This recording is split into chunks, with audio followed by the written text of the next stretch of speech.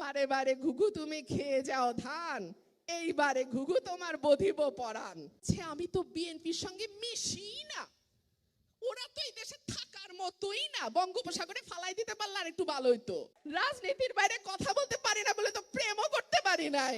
হাসিনা বলছিল না ঘরে ঘরে চাকরি দিব, ঘরে ঘরে বেকার দিয়েছে।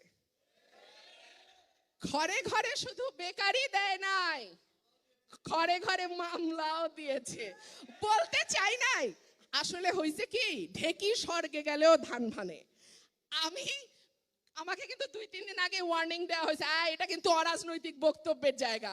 আমি বলি খাইছে, আমার মাথার চুল থেকে পায়ের নখ পর্যন্ত রাজনীতি। আমি রাজনীতির বাইরে কথা বলবো কেমনে? রাজনীতির বাইরে কথা বলতে পারি না বলে তো প্রেমও করতে পারি নাই।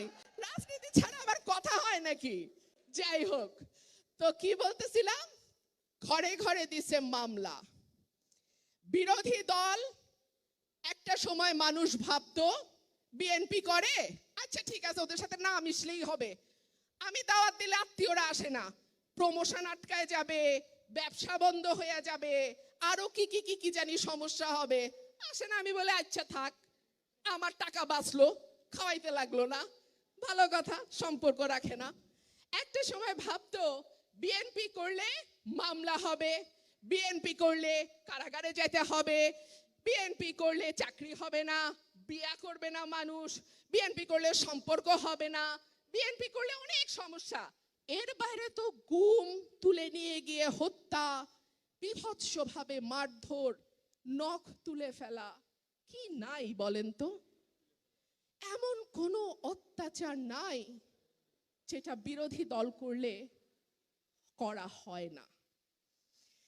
কিন্তু ওই যে বলে না, বারে বারে ঘুঘু তুমি খেয়ে যাও ধান, এইবারে ঘুঘু তোমার বধিব পরাণ।